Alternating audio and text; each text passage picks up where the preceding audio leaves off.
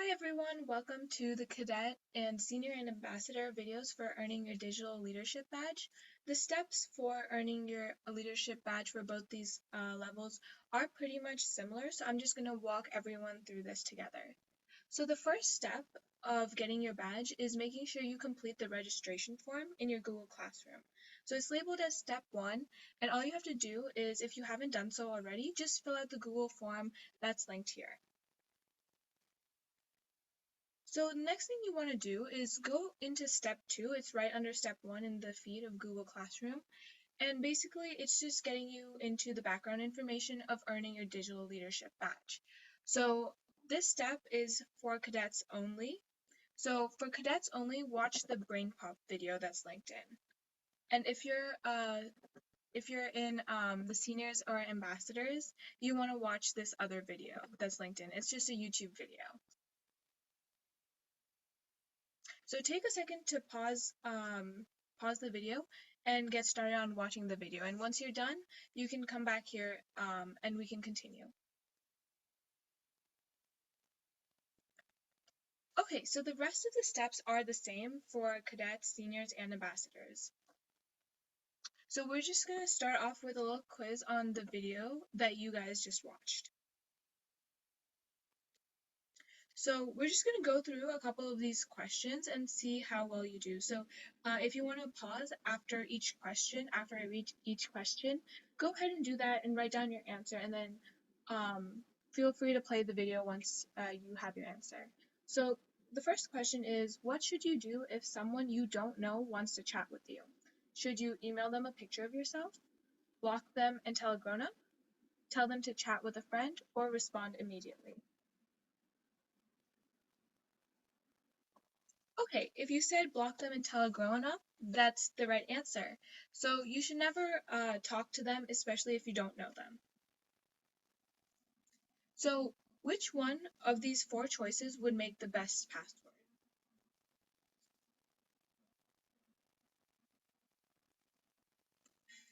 If you picked C, that's the correct answer, because if you look at all the other options, they're just numbers or just letters, which makes them super easy to guess. But option C, it's basically the word California written in both letters and numbers, which makes it harder for people to guess. Okay, so let's say you want to install games on your computer. What does install mean?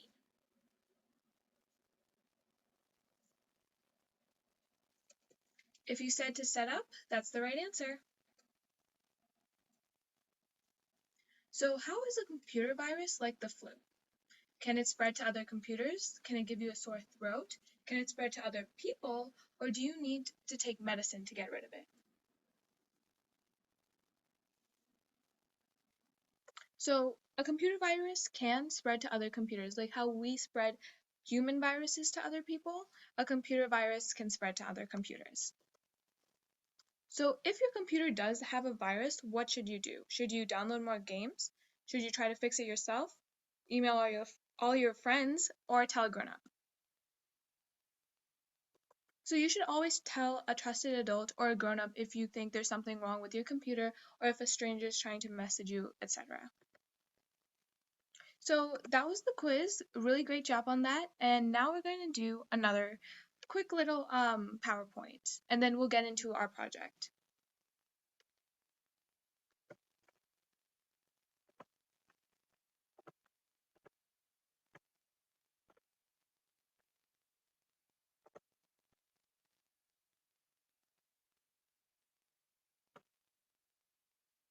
Okay, so today we're going to be talking about clickbait. So clickbait is basically something that wants people to click on a link, something that looks really appealing to an audience. So we're just going to go ahead and we're going to look at some pictures and we're going to identify whether they are clickbait. So here we have Taylor Swift and then something that says 17 facts that you won't believe are true. So let's just start off with the first one over here. Okay, so if you said it was clickbait, you're correct, because there are so many facts that we don't know, right? There's millions, even billions of facts. So we don't really know what facts they're telling us about. It could be like completely random. So it wants us to click on this link. What about the next one? 42 wrestlers you won't believe actually existed.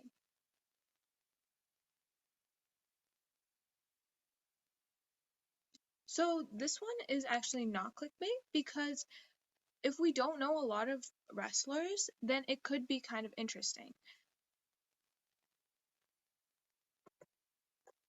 Okay, what about this one? Is this one real or fake?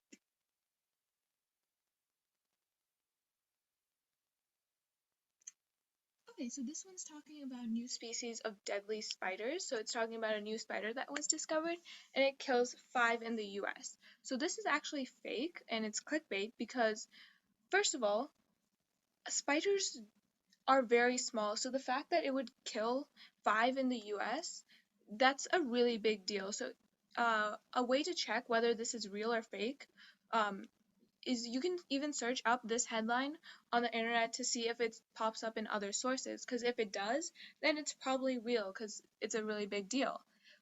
Another reason why this is fake though is because it just says kills 5. It never says 5 what. It could kill like 5 other spiders, but it never said that it killed humans. We just automatically thought it did. So that's another reason why it's not as specific. Okay, what about this one? Is this clickbait or not?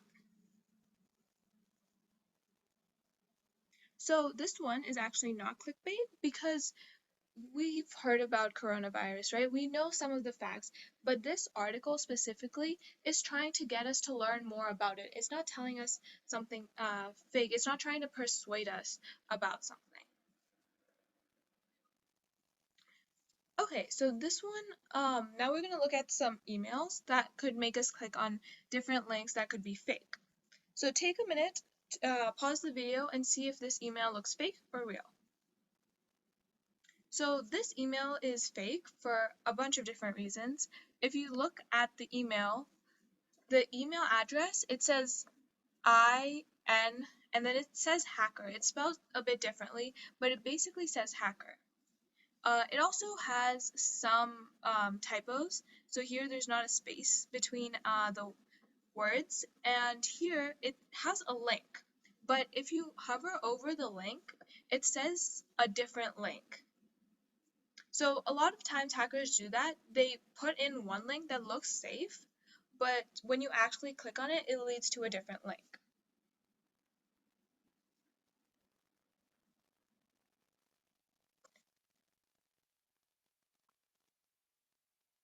Oh, and there's also another error over here. There's a grammatical error if you had caught that. So it says, for your safety, we have suspend. That doesn't make grammatical sense. Okay, so this is another one.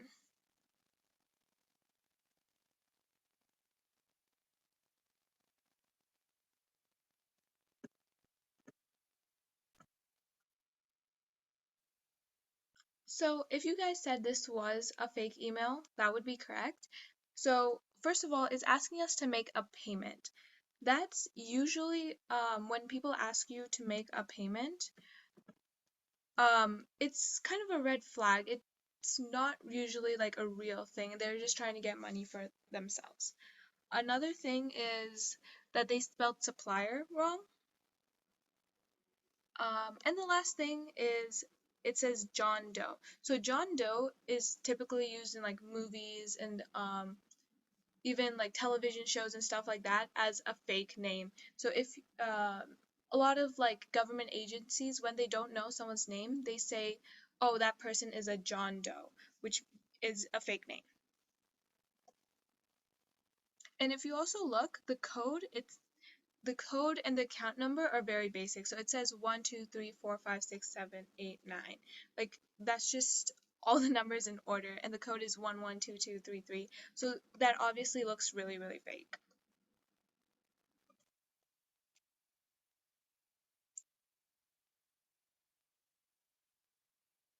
Okay, so go ahead, look at these three, and then see what you think it is.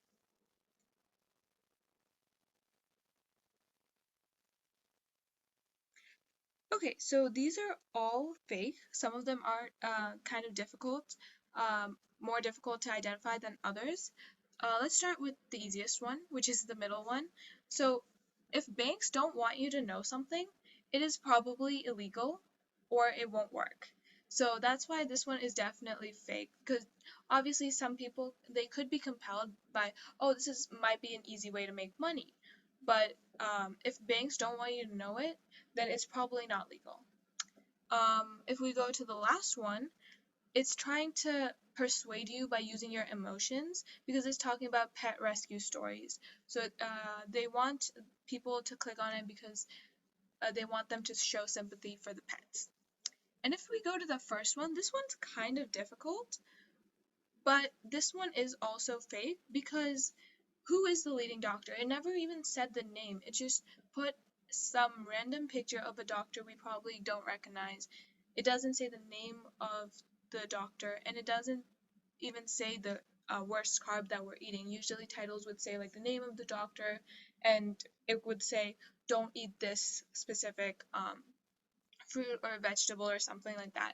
And then when you click on it, it would probably list the reasons why. So we're just going to take a minute to talk about media bias. It basically is when journalists or news organizations put their own opinions in to their articles so that you feel the opinions that they want you to feel.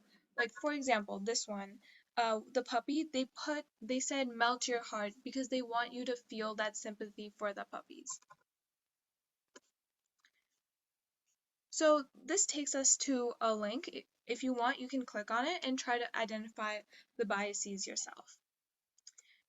So most .gov and .edu sources, that's basically government and education sources, are reputable. So when you try to find reliable information, like either for school or outside of school, you should always try to look at those kind of sources. So I'm just going to show you an example of a .gov source. So the CDC is one of the most famous .gov sources, especially in the past couple of years because of COVID-19. So a lot of our COVID-19 information does come from this website. So it even says COVID-19 guidance. We can see it says .gov in the search bar. And if we look over here, it tells us a lot of stuff about COVID-19.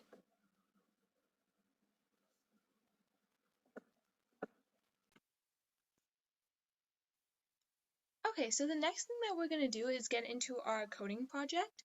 So if you go back into the Google Classroom and go to step 3, it says make a project and a screen should show up, something like this. So you want to click on this blank link over here and it's going to take you to something that looks like this. So if you, once we finish this, you can go back and check with this link over here, which will give you like an example of a completed project. But we're just going to start off with this blank template here. And if you want, with a trusted adult or a parent or someone, you can even create an account over here by clicking sign in so that you can save your progress.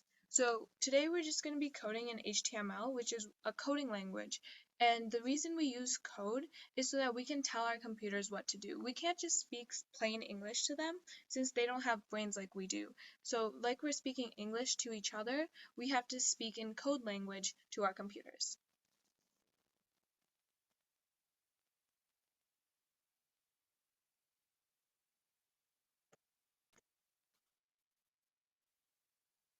So let's just take a look at what the final project is supposed to look like so we kind of know what we're working towards today. So our final project is actually going to show up in the corner right about here. So this is what our final project looks like. So it's talking about something that we're passionate about. So this topic is recycling. So we can add some information about background information. We can add some ways to help our community achieve our goal. And then we added a picture in the very bottom. So go ahead and go into your blank template of this. And let's get started with our title. So in order to make a title, we have to use our less than and greater than symbols. So we're going to say less than H1 and our greater than symbol. And as soon as I do that, it automatically fills this in for me. So I'm just gonna say recycling is my topic.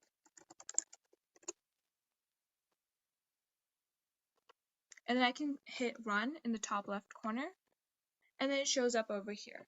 So another super cool thing about HTML is that you can even change how your headers look. So if I want a different header, I can change that to H2.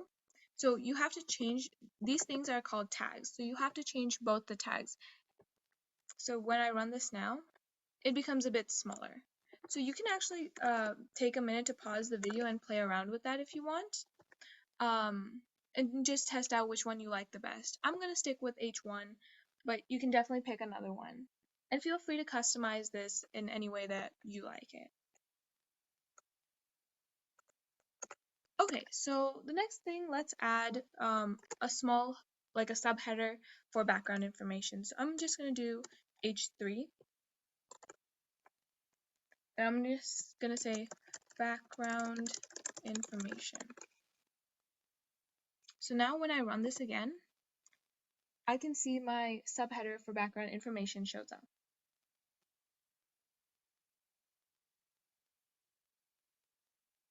So now let's write some stuff about our topic. So I'm going to want to write a paragraph. So I'm just going to click enter a couple times after my header, and I'm going to create a new tag, but this time it's just going to say P for paragraph. And this is just going to give us like regular text. So we can actually write anything we want about recycling. Like recycling is good for the environment. Okay, and then I'm going to go ahead and run this. And you can see it shows up like regular text.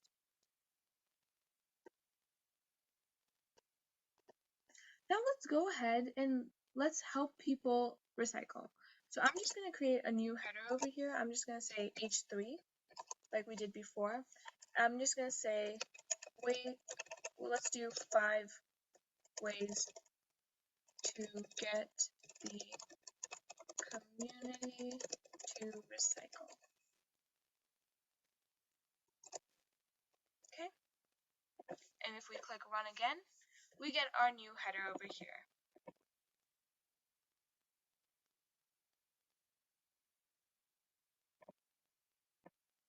So take a minute to pause this and then start thinking about ways that you can actually help our community recycle. Okay, so we do want our community to recycle, but since we need 5 ways for them to recycle, we can create a list. So in order to create an ordered list in HTML, we're just, inside our tag, we're just going to put OL.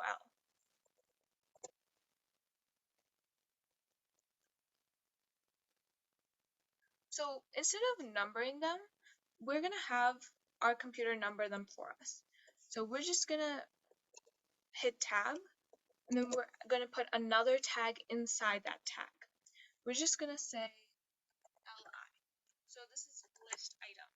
And inside this, we can just say our first thing that we want them to do. So we can say reuse. Reuse plastic water bottles. And then if we run this, we can see it automatically tabs this for us and it gives it a number. So now we're going to do the same thing 5 times. We're just going to think of new ways that we can help people recycle. So we can say something like, don't litter. Then if we go ahead and run this, it shows up again. So go ahead and pause the video and write down your 5 things that you want them to do.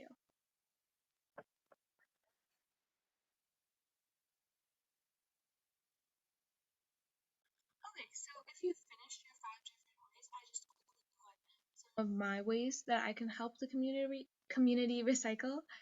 So once you're done with that, let's go ahead and actually add a picture to show something about recycling, because right now this poster looks kind of boring, right?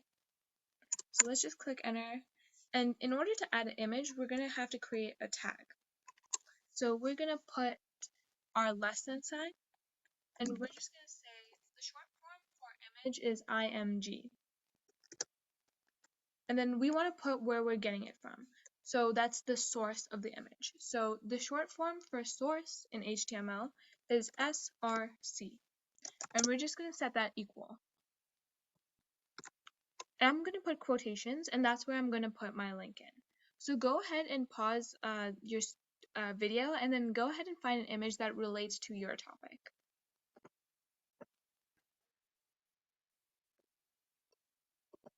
For example, there's this image that I found, and in order to get that image link, you can't just copy the link that's in the search bar.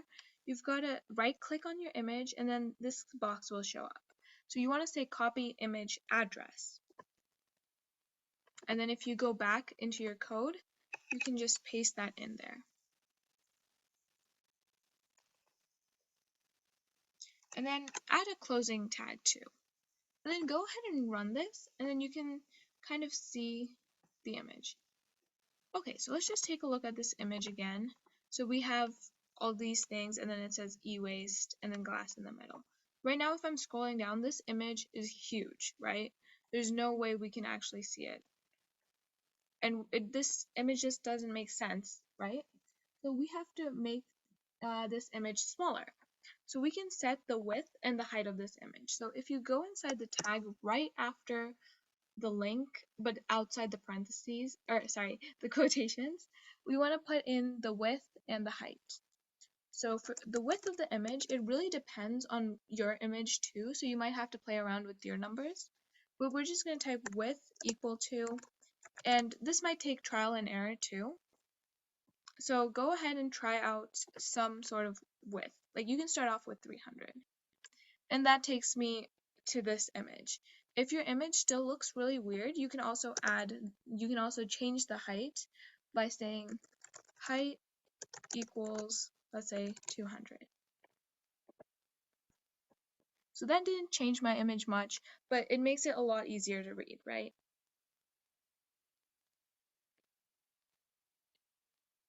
So take a second to pause the video, and then make sure you have all this code and your 5 ways that you can get your community to support your project.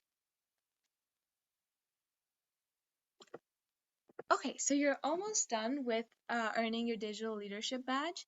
So for both cadets and seniors and ambassadors, we want to see your work. We want to see your projects and what you've created and your topics and stuff. So this is not how your screen will look, but it's going to say something like this. So make sure you just follow the steps. So either you can take a video of yourself explaining the project or a photo of your project, or you can give us a link to your project. You can email it to us, but you can upload it to our Google Classroom, and it should have something on the right side for you to upload it.